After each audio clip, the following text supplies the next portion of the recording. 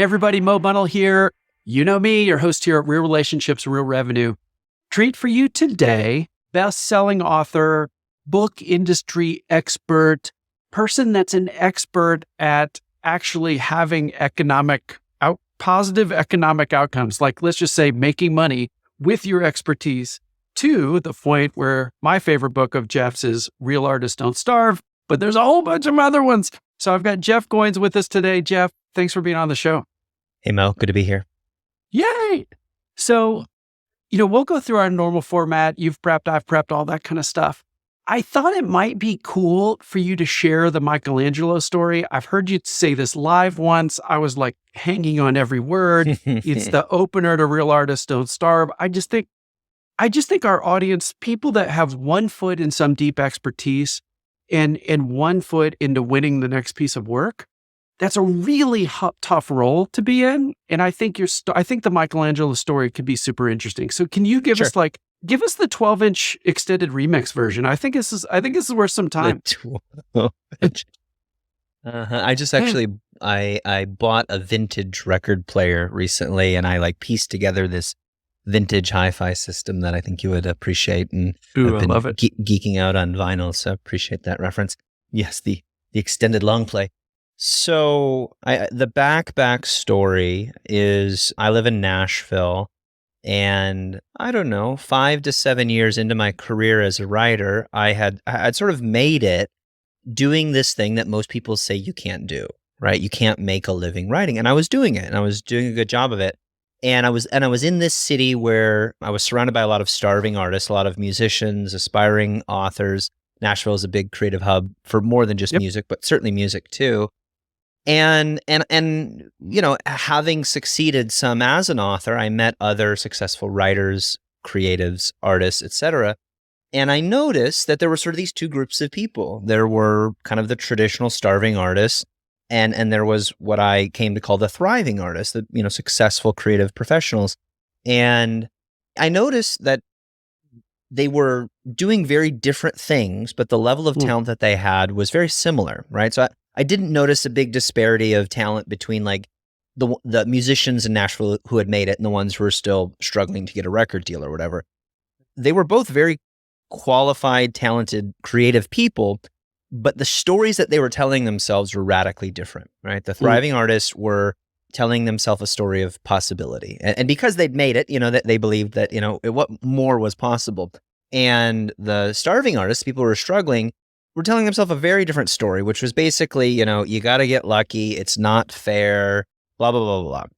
And it was around this time that a friend of mine told me about recently going to Florence. And just by happenstance, he was on this walking tour of Florence, Italy. And this woman said to him, this house over there, that belonged to the artist Michelangelo. This house over here, that's Michelangelo's too. And my friend was like, what are you talking about? Michelangelo owned all these houses? She was like, yeah, he was rich. Everybody knows that. And my friend was like, nobody knows that. What are you talking about? And so he told me this story, and I was so fascinated that I started doing some digging. And all of that, that long story to say, I soon discovered that Michelangelo was the richest artist of the Renaissance. And when he died, he had almost $50 million in wealth, including property and other assets on hand. He was a multi-millionaire. And when he died at the end of the 16th century, I think, he was the richest artist who had ever lived by a long shot. Nobody had ever done what he had done. When he was alive during the Renaissance, artists were merchants. They were working class people. They weren't poor, they weren't broke, but they weren't wealthy. That they would make something and typically go to the market and sell it, or they'd hope for a commission from a wealthy patron. And that was about it. Even the accomplished artists like Leonardo da Vinci were essentially broke. They were living one commission to the next. And Michelangelo was not that. He broke every barrier. And the reason that he did that, I think, in part, is because he had a last name, as ridiculous as that sounds. At that time, as your history, high school history class as you may recall, or it may remind you, people didn't have last names. Johnson meant son of John. Smith meant, your dad was a blacksmith or something. They were trades.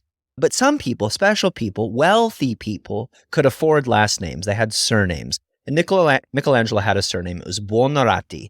And typically that was a signal that you came from royal blood or noble blood. You were people that could hold land.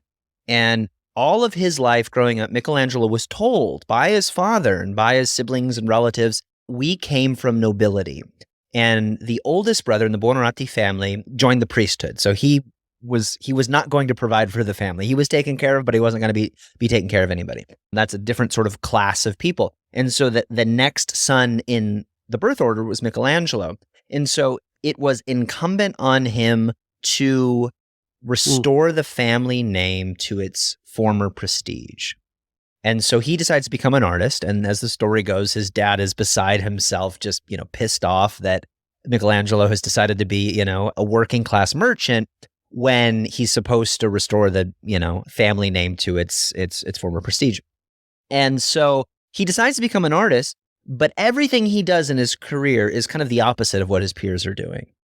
And he literally brags about this later on in his life in a letter to one of his cousins. He says, or maybe a nephew, he says, I never kept a shop like many artists did. Like it's a slam. He's like, I was never one of those schleps who was, just keeping a shop. I was working for popes and princes. Those were my patrons. And he really was. He was a rock star of an artist. And when I was writing Real Artists Don't Starve, I read lots of books. I talked to lots of experts, lots of historians. I got really nerdy about all of this to basically prove a point, which is that the story that you tell yourself is what ends up coming true. And what we found out in all of this research is Michelangelo was the richest artist who had ever lived up to that point. He broke all of the barriers because he believed that he came from nobility. And what historians found out years later is that there is no connection between Michelangelo and any noble family whatsoever. It wasn't true. Why did he have a last name? We don't know. But there is no connection between the Buonarroti family and any sort of noble bloodline. But because he believed it was true, it became true. And so the argument of Real Artists Don't Starve, and the argument that I pull from that simple story is being a starving artist is a choice. It's not a necessary condition of doing creative work or any kind of work. And if you tell yourself the story of a starving artist, it's going to come true. The story that you tell yourself becomes true. If you tell yourself a story of possibility, of potential thriving, of success, surrounding yourself with stories of others who have made it, and that becomes kind of your frame of mind, that comes true. And what's incredible about Michelangelo is he was the richest artist who had ever lived up to that point. But after him, there were many who followed in his example during the Renaissance and beyond and exceeded it. And so he broke a glass ceiling. That wasn't just kind of a one-time outlier deal. Many other people followed in his footsteps, to the point of Pablo Picasso and beyond. Picasso said, I would like to live as a pauper, but with plenty of money, which is what every artist wants. They want to maintain their artistic integrity, but, be loaded. And he was worth about $500 million when he died. Picasso famously drew something on a napkin at a cafe and threw it and somebody said, hey, can I buy that from you? And he was like, yeah, it'll be 50 grand. And they're like, for that, you just, that took you 5 seconds. He's like, no, this took me 50 years to be able to do this in 5 seconds. And they said no, and he threw the napkin away, Anyway, the point of all that is the stories we tell ourselves about what is possible for us is really what matters. Yeah, Jeff, gosh, I love it. And it was such a great opening to this. Now we can double click on that and dig deeper. I think what's interesting about our audience is they may not resonate with the idea of being an artist, but they are. Audience, I'm talking to you because everybody in our audience has one foot in some deep expertise. Yeah, they might be a high stakes litigator or an account manager at a big healthcare company or something, but it took decades typically to get the expertise in their head to be able to do something quickly. Just like you said, like the Picasso example is perfect. And at the same time, they're not only incredibly good at doing the work, that same person has to win the work. So when we think about our audience and that we teach business development skills, this idea of having the right mindset is so important because if somebody says, oh yeah, you either got it or you don't when it comes to relationship skills or business development skills, or you got it, you don't, that is hogwash.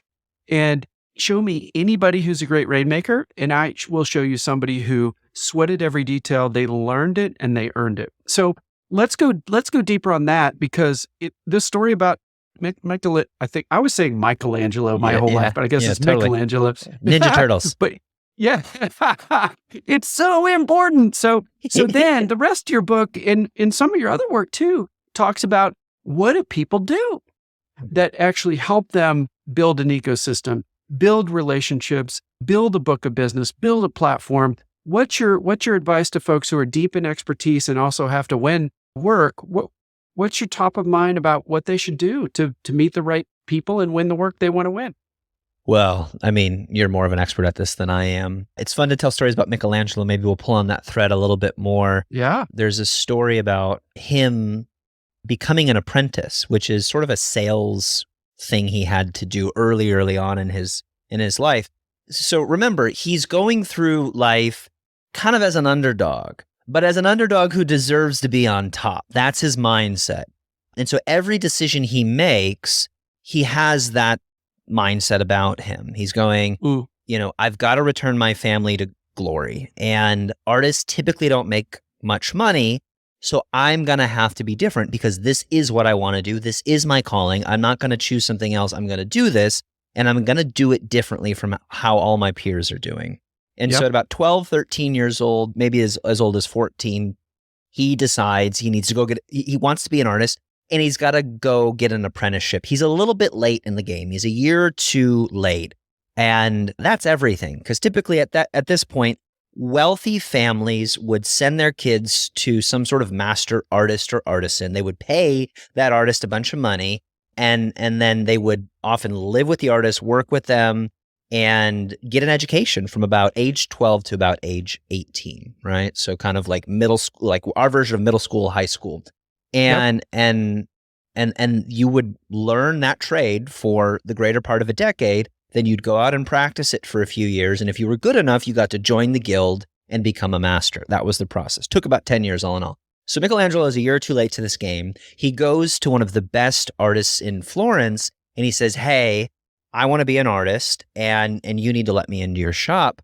And the artist goes, "You're a little bit late. I've got a bunch of apprentices already." And Michelangelo goes, No, I'm not done yet. You're going to let me apprentice under you. And my dad can't pay you, so you are going to have to pay me to do this, which is unheard of. It was like, you're going to pay me to go to school kind of thing.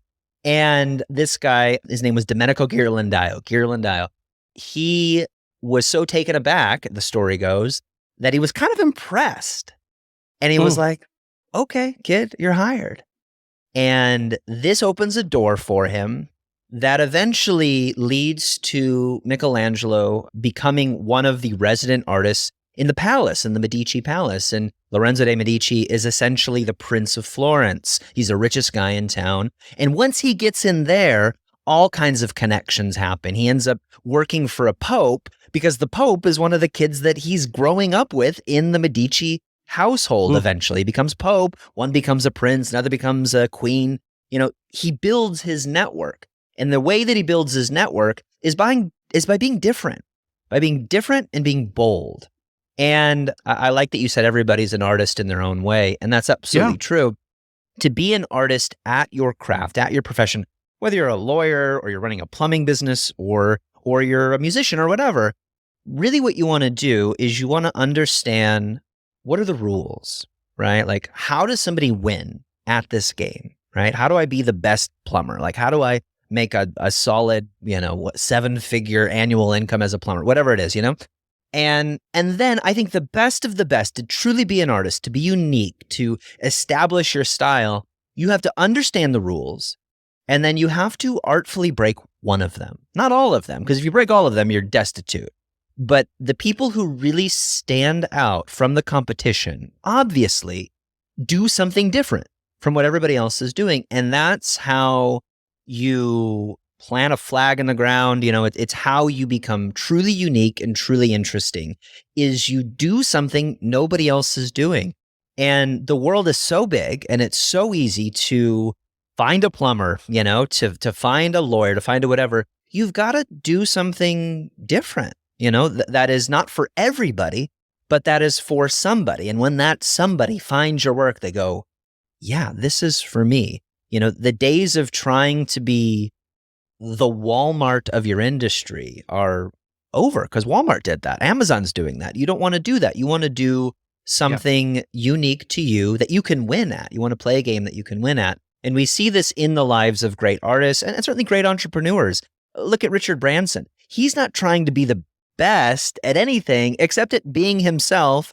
And what I think is so fascinating about Branson and all the Virgin Empire is he just looks at something like, I don't know, planes. He's like, I could do that. I could start an airline, and we'll just break some rules. We'll do it differently from how most people are doing it. We'll have fun, and we'll get a tribe to follow us, and it'll be profitable. We'll have a good time. Yep. Well, this is so great. And I think you're exactly right. I love the idea of being different in certain areas and being bold about it too. One of the things that we see happen over and over, and I'm talking to the audience, is that people tend to have somebody that they've worked under for a long time. Think of a law firm, and it really is like an apprenticeship model, like Michelangelo, like you talked about, where somebody works under a partner, maybe two, if they're lucky. So they basically see a single way of doing something. Yeah. And what most people do is they think, oh, I must do it that way. But they may be an introvert and the other person is extrovert. They may not, there might not make sense for them to do things in the exact way. So I think one of the most powerful ways we can do, audience, to use what Jeff's talking about here, is expose yourself to other people in your industry and even people outside of your industry. How do they meet the right new people? How do they follow up? How do they add more value in every interaction than they take? How do they leave people better off than when they meet them every single time? And if you can grab those ideas in an exploratory period of how does everybody I can meet do this? I mean, take it upon yourself to take notes, to build a database, to figure out how do other people do it, and then figure out which of those things make sense for you in a way that you stand out, can be super powerful. I mean, Jeff, what's your think of what? Yeah, go. Yeah. No, yeah, that's right. Be different, but the best way to be different is actually just to copy somebody else in another industry. Yeah. So and I see this happen a lot with like marketing, right? I was in a certain sense late to the game in online marketing, started, getting into online marketing 2006, 2007, so for the folks writing, the direct response copy emails and long copy, sales pages online, that were making their hay in the, mid to late 90s, I was late to the game. But, for blogging and social media and kind of building a content empire, whatever you want to call it, I was early-ish. And I learned all this stuff to the point that it became kind of old hat for me and my audience and my industry. And then I met a couple that was wedding photographers, and they were making about $500,000 a year, traveling every single weekend, of the year, killing themselves at the top of their industry. And then I started talking to them about content marketing, and they started borrowing, at this point, these kind of old hat principles, like running a Jeff Walker product launch formula style, a product launch. And like in a week, they made $250,000. They made half of their annual income at home, just borrowing these other techniques from another industry, going, hey, this is working over here. I'm going to steal that and apply it in a new context. And so if you think about, starving artists versus thriving artists, Michelangelo was taking basic business principles, bringing them over into the creative space where nobody was playing that game, and he won. I love it. Well, I want to go deeper on this, though. Play that story out. Like, for audience, if you don't know Jeff Walker, he's sort of the GOAT for product launches, and he's all kinds of best-selling books around how do you launch a product and build people up through online marketing and emails and blogs and all that kind of thing, and then orchestrate a classic launch. And he was sort of the first, or at least he's the widest known. So we'll put that down in the show notes of one of his best-selling books, Product Launch Formula. Jeff, back to the wedding folks. I assume they didn't want to travel, or they were trying to think of a new way to do things. What did they do? Like teach people how to be wedding photographers, or what was the product? I'm curious. Yeah, they created a whole suite of products. Yeah, they were tired of traveling. They wanted to start a family, and there comes a point in every business where working harder doesn't get you more. It can get you a lot, but you've got to start thinking in terms of scale. And they were doing these in-person workshops a few times a year, making decent money, for photographers, teaching people what they were now an expert at, which was running a multi-six-figure wedding photography business with very little overhead, super high margins, making a great living, tired, and they wanted to do something else. And so all they did was they filmed one of those workshops and started selling DVDs. And I worked with them. We did a little product launch together, and they made over 200 grand in basically a week. And it was really fun to play what felt like an old game to me in a new place. I was like, hey, send one more email. They're like, oh, we sent too many emails, it won't work. I said, send this last email. It'll make you $20,000. You send this one email. And they're like, really? No, I don't think so. And I was like, just try it, And I was kind of like half bluffing. I didn't know. No, I was just like, probably. And they sent this email. And they made exactly $20,000, within a day of sending it. And a friend of mine who still buddies today, he goes, after you said that and it came true, I believed everything that came out of your mouth. And I was like, bro, I was just making it up. But, I figured it would probably do that, but it like did it exactly. So he was just like mind blown. Yeah. So, I mean, you're never really reinventing the wheel. You're borrowing something that has worked somewhere else and you're repurposing it. You're remixing it. There's a historian named Will Durant who says, nothing is new except arrangement. And I love that idea. Yeah. Like nothing is new under the sun, but you get to play with it. You get to make it your own, you get to borrow somebody else's sales process, somebody else's marketing funnel, somebody else's biz dev strategy, whatever. And you have to make it your own, right? Like we've all stood at the door of somebody knocking on our door and you can tell they're reading you a script or you get a phone call or an email or whatever. When you're getting somebody else's playbook out of another person's mouth, that doesn't win people. That doesn't win customers. It doesn't win business. I've got to believe that you believe the words that are coming out of your mouth. And so borrow stuff that works, remix it, make it your own, and, share that time-tested stuff in your own way. Yeah. One of the things that we do a lot, just because of our training, you've seen it, our Grow Big training is comprehensive, is totally. We've worked with 500, 600, 700 different organizations, wow. 30,000 people. It's easy to like share through one industry what to learn from another. So like account managers at service-based companies, because they have products, they can really learn a lot from consultants who are more consultative as they guide people through the business development process. Consultants can learn more from the agency folks that we work with because they're really good at pitches. They're great because they got to pitch all the time. So they get really fine-tuned at it. Architects as well. That's engineers to some extent. They can learn a lot from accountants who have a little bit better ongoing systems, as you might expect from the accountants. And it's really interesting to really teach one organization figure out what they can really lean into, what they can learn from others and focus on that versus another. And I think that's a lot of fun. Okay, so question to you. One of the things that I've seen really powerful around something like this is to think about systems, meaning when we think about business development, there's sort of 3 ways to implement: sporadic, sprint, and system. Sporadic is it bumbles around in your head. Audience, you know what I'm talking about. Hey, I should catch up with Jane. It's been a year. Maybe you do it, maybe you don't. You think about it on your commute to work.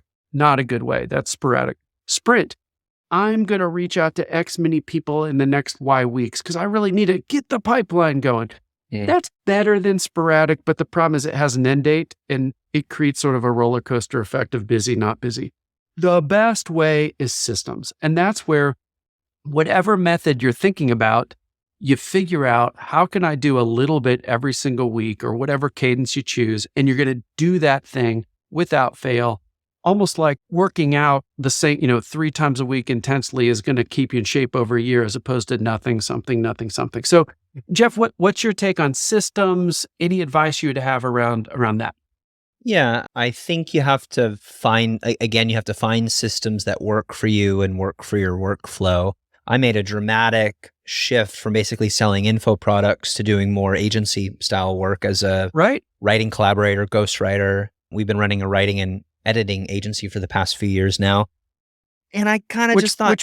Just to jump in, which is super cool because you've had several best-selling books. Like, what it takes in the business, and now you can reflect that to, help somebody else get that thing, which a lot of people want. So anyway, totally. keep going. Yeah, Yeah. I mean, it sounds intentional. It was just sort of like, oh, I'm doing more and more of this, and this other thing isn't working as well. I guess I should just go all in on this. Yeah. And I brazenly thought this will be easy. I've been running a business for 10 years. I know how to run a business, and I'm consistently humbled by like, you know this better than most, I think, which is like Jerry Seinfeld had this riff on comedians. He said, whenever you see a comedian doing a thing, every comedian has their thing. He goes, understand that's all they can do. That's all they know how to do. That's just their thing. They can't do anything else. And I think business is a lot that way. I mean, there's certainly, a handful of entrepreneurs who really figure out the mechanics of business and can start any business anywhere. Most entrepreneurs like know that thing. And whenever I've made pivots, and I've done it a few times, gone from, books to digital products to events to services, I'm always, humbled by the learning curve, to pivot into a different type of business. It's even if it's the same space, same industry, the type of business going from, selling info products to basically being an agency selling services, completely different ballgame. So systems have become really important to us. And what I've learned is I've had to give myself grace. Like I want to like go to a mountain and have a retreat for a week and come back with the stone tablets, have the system. And I've done that before and it doesn't work. Like, Nope. What we do is we make books, right? We help authors translate their ideas into books that work. And it's like a 77-step process to do that, literally. And we're probably missing a few steps that haven't yet been documented. And it takes a year or two to do that.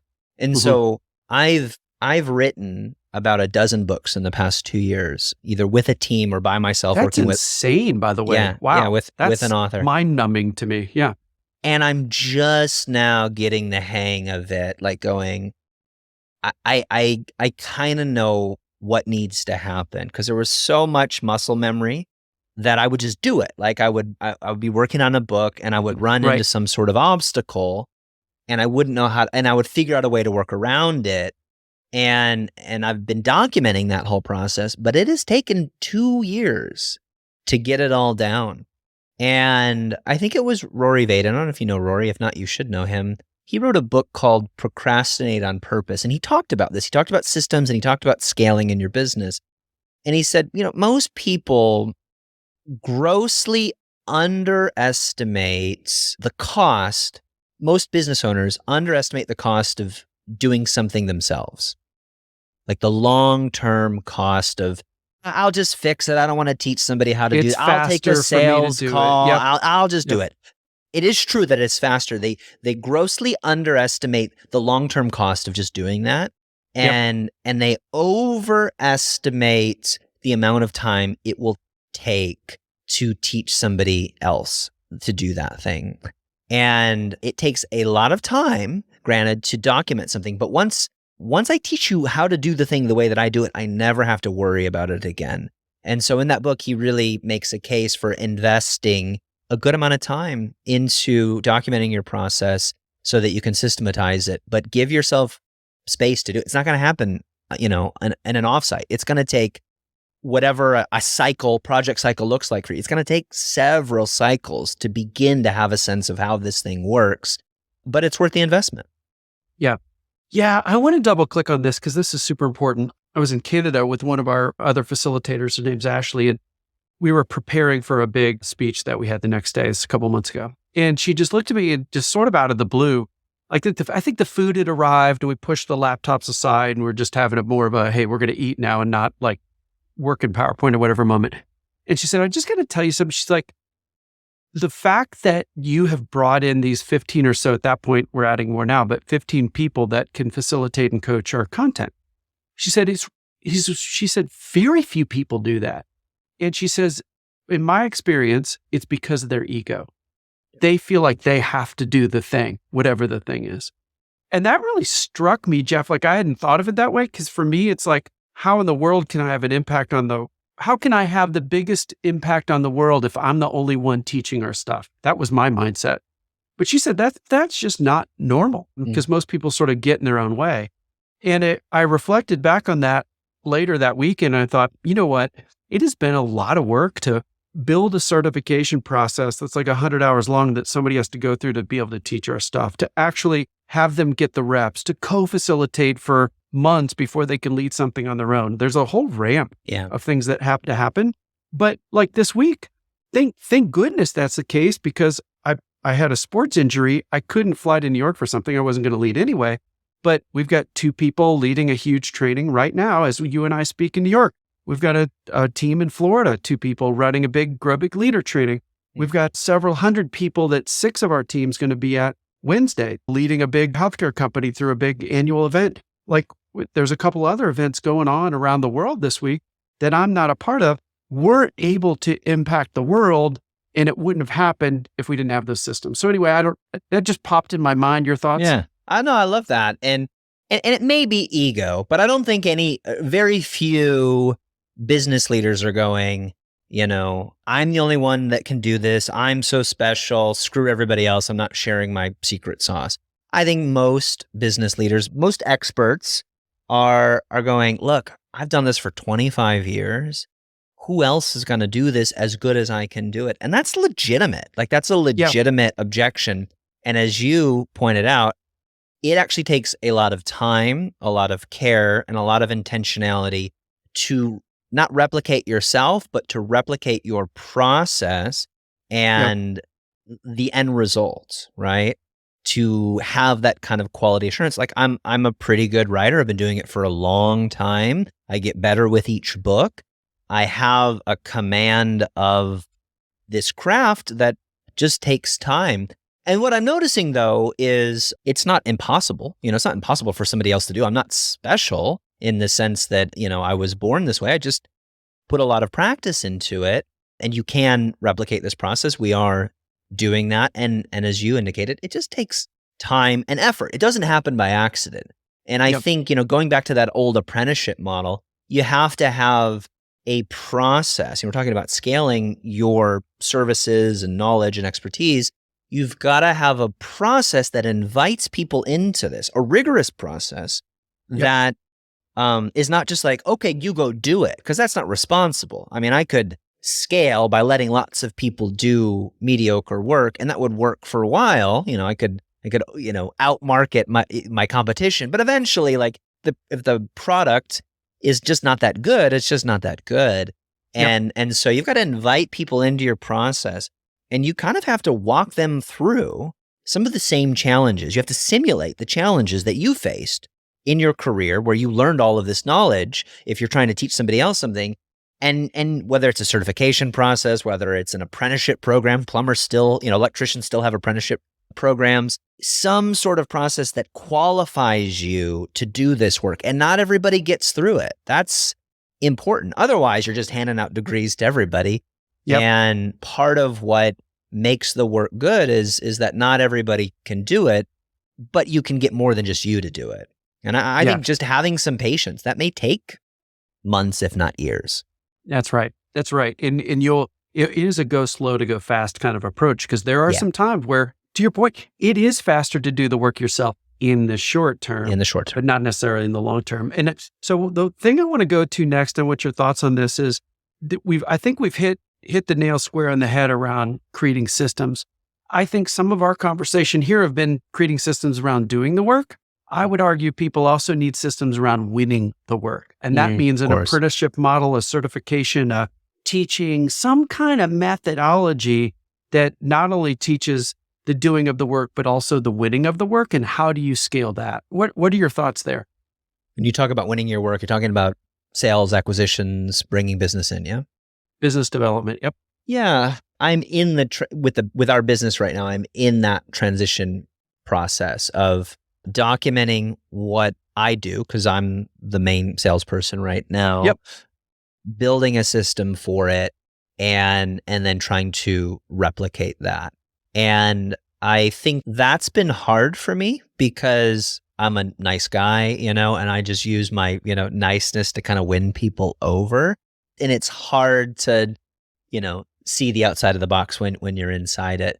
And I think for systems, the best thing that I've done, and I'm learning through this, is let people see what I do, bring somebody on a sales call, right? Go, hey, we're going to introduce you to the whole team and do most of the talking and then debrief it, right? Yep. And the best way that I can teach people something that I'm so close to that I may not be good at teaching it myself, because sometimes you're really good at doing a thing, but you don't know how to teach or manage that thing, which is how I think a lot of leaders end up just doing a lot of the work is they've not, they've been in the ring the whole time. They don't know how to coach. They just know how to punch.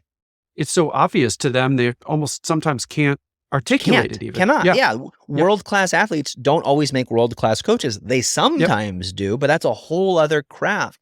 And so what I've started doing is just, I'm doing stuff and I'm letting people that work with me see what I'm doing. And then I go, hey, what questions do you have? Or maybe when I'm doing something, I'll go, oh, hey, I did you notice that they said this thing, And they go, oh, yeah. I go, that's normal. That happens all the time. And all I have that somebody that is trying to learn from me doesn't have is more reps, usually, more experience. And I go, they didn't respond to that email, even though on the call they said they were ready to sign the contract. That's pretty typical. I'd say they're at about a 50-50 chance of closing. Here's what we need to do next. And if they don't respond, we have to move on and just keep going. We can't get emotionally attached to this lead or whatever. I don't, I can say that, but you kind of have to say it and then let them see it and then give them a chance to try it. And you can't just read a sales book. You can. I did that for a long time. It doesn't work. You've got to get the knowledge, have some experience, have somebody help connect the knowledge to the experience and go, remember when we said that thing and then he did that? That's that thing. It's not just a thing that happened. That's a trend. We see that often. And that process of knowledge, experience, debrief is a pretty good way, I think, of building a system that works. When you're talking about, I don't know, we do one-to-one sales and we've got a funnel, we've got sort of a systematic process, but understanding the why behind the how is helpful for the folks kind of working the pipeline. The other thing that I've been challenged in, Mo, is not breaking the system once I've created it, because I intuitively know 'cause you're creative, right? Well, and I've got, and I'm not a great salesperson, but I'm probably the best that we have right now. I think I've got the chops, to win the work, even if, they said no. And we recently had a lead come in and we've kind of been moving some stuff around in our little org chart for our little agency. And one of our team members said, hey, how do you want to respond to this? Because it came through this lead and they wanted to talk to you, but typically it's all the same. They come in, we send an intake, we send, say, hey, here's what we do. Here's an intake form. We vet them, we set up a call, and so on. I said, no, we've got to go through, we got to use the same process, not because we're trying to, not for the sake of the process, but because we're trying to run the same plays over and over and over again to see what works and what doesn't work. And it's not that all of this absolutely works, but we've got to consistently work the process so that we can consistently see what is working or is not working. Otherwise, it's just chaos. But yeah, you're right. I mean, the creative part of me is let's try this a little bit different this time. And it's not that we can't do that. It's that we need to do that at the right time when everybody's on board with it and it's not just chaos. Yeah. Well, you and I are on the same page. I score really high on creativity and innovation in the assessment we use. And I want to reinvent stuff all the time. And all the success or failure I've had in life is by reinventing things all the time. Around this would be failure. Sure. So speaking to the audience, what you can do is break down your sort of winning the work process into how do we meet the right new people? What are the questions we ask on that first call? How do we add value? How do we create cliffhangers to get a second call? How do we co-create proposals? What objections do we hear?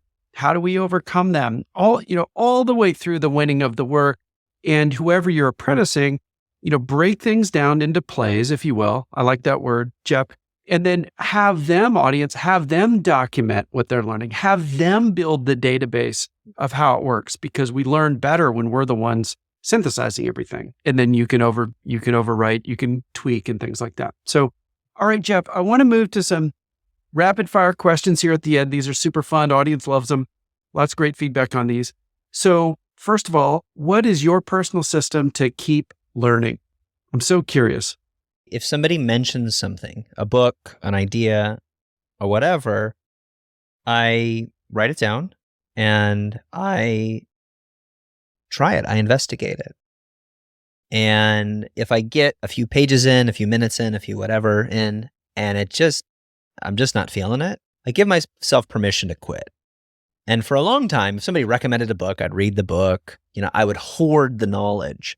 And these days, I try not to do that. I'm open to learning anything from anywhere.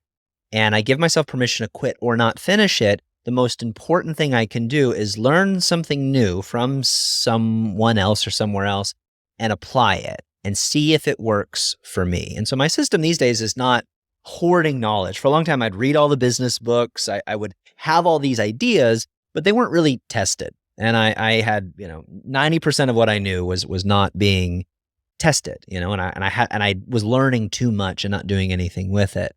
These days, I'm learning less and applying more. And if it works for me, I keep doing it. And if it doesn't work for me, I'm not afraid to cut my losses and go, that works great for Mo. I have a lot of respect for him. For whatever reason, it's just not working for me. I might be the problem, but I'm all I have to work with. So I'm going to keep trying other stuff. And, that may not be for everybody, but I think one of the problems with, the business advice space that I live and work in often is we're borrowing other people's plays and we're applying them to our team. Every team has their own unique set of plays. And I love how collaborative it sounds like your process is, Mo, co-creating a proposal. As much buy-in as you can get from your team members as well as your clients, the easier the sale's going to be instead of trying to, force something down somebody's throat. Yeah, easily. And there's so much power in co-creation. The IKEA effect is the mental heuristic behind that. We value what we help create and we view our own work product, or we value our own work product on par with worldwide experts, even if we're not an expert. So we love our stuff and we think our stuff is awesome. So so audience, if you can get into co-creation mode, you're Super smart. Great shape.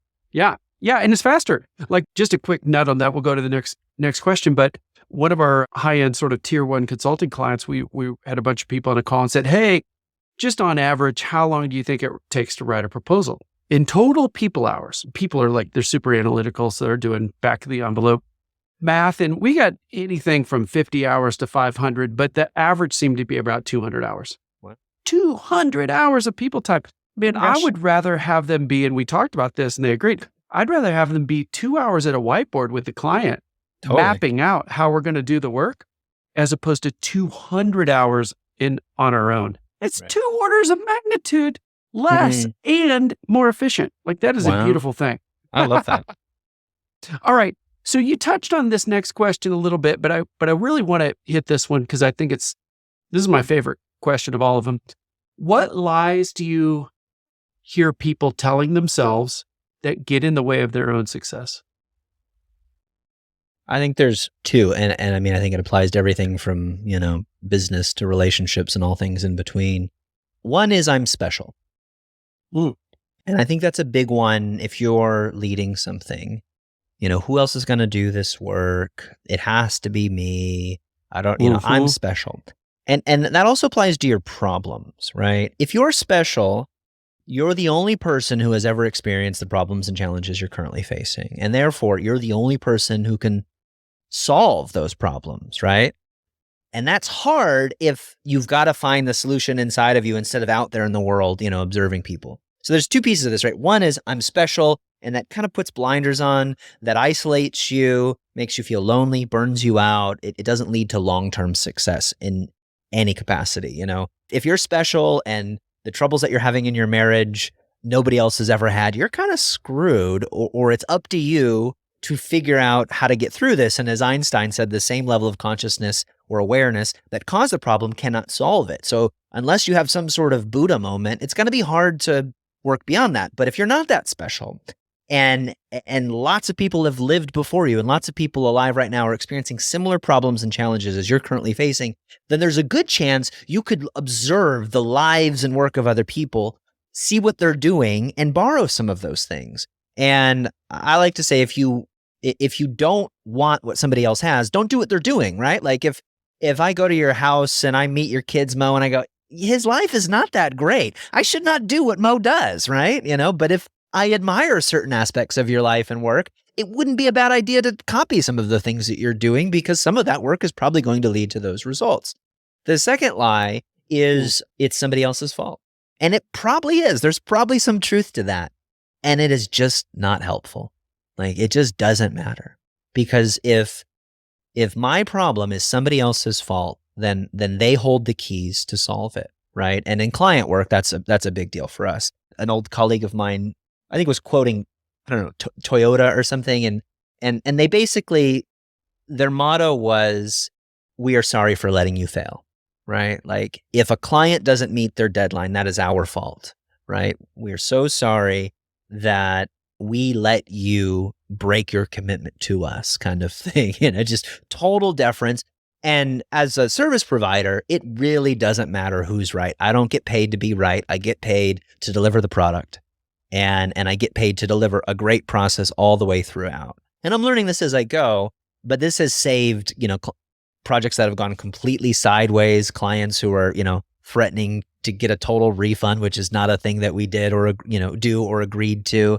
And just by continuing to accept responsibility and ownership of the situation, we're able to navigate it. And we never lose control. When I give you the fault for my problem, I lose control of the situation. Ooh, God, that is so good.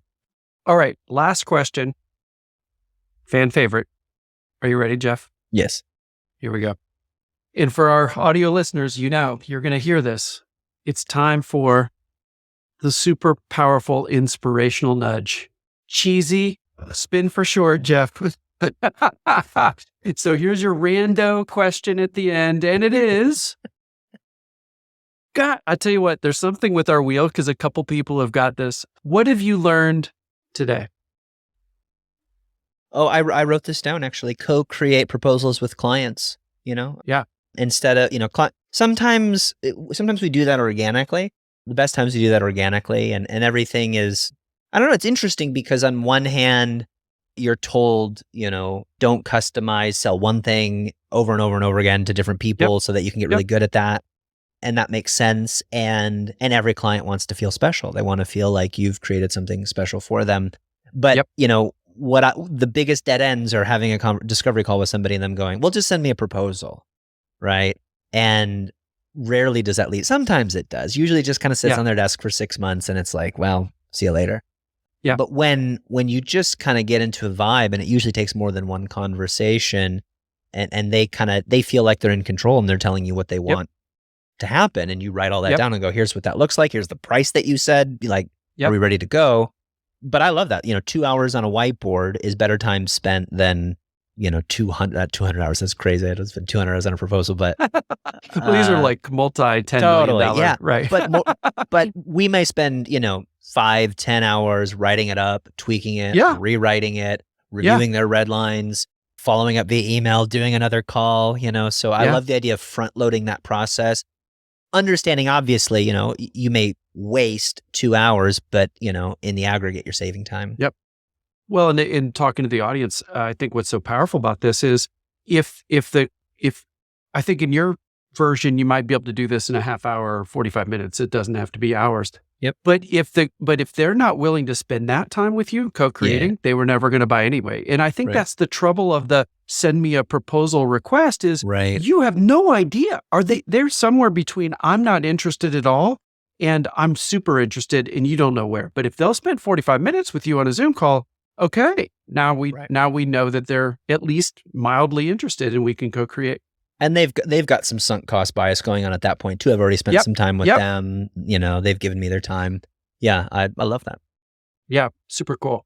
All right, Jeff, people are going to just absolutely love this episode. I really appreciated the 12-inch remix of the Michelangelo, see, I said it right, story. I just think it's so powerful. And everybody, I can't say it enough. Jeff has so many wise sayings. I even love how you call out the key elements. Like here, I just flipped open to a page I had tabbed. All artists have a secret weapon, stubbornness. I love this.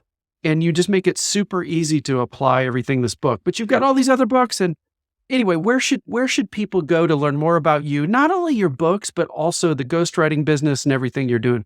Sure, you go to my website, which is my last name, Goins, like coins, Goins, writer.com, goinswriter.com. Awesome.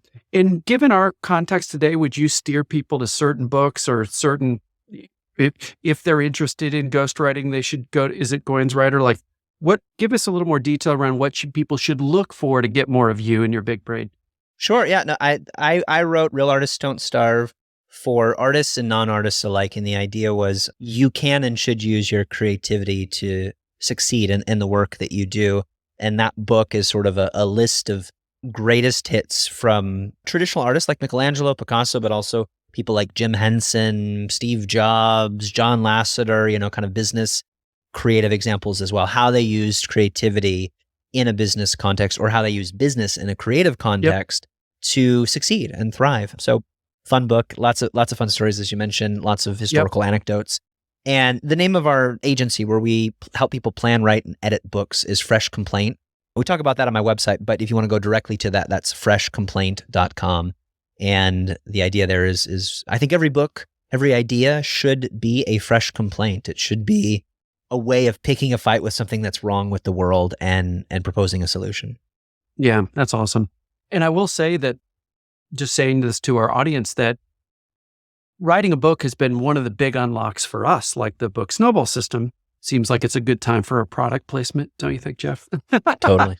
It's been a huge unlock for our business. And, having a book out in the universe about your expertise or something you're passionate about can attract people to you and give you credibility in a way that articles do not do. Client alerts do not do. There's something about having a book. And except for that's thing one. And thing two, if you're a busy professional, you're going to want to have an expert guide you through the process and help you create that book. Because let me tell you, it is a mountain of work. And having somebody like Jeff that's had many best-selling books and knows a 77-step process to get you from here to there, that's just not something that you want to take. You want to have an expert guiding you, a Sherpa, if you will, guiding you up the mountain. So freshcomplaint.com. If you've ever thought about writing a book, I'd go there. Cool. Jeff, thanks for being on the show. This has been fantastic. I had high expectations. You exceeded them. You're the best. Thanks, Mo. My pleasure. Good talking to you.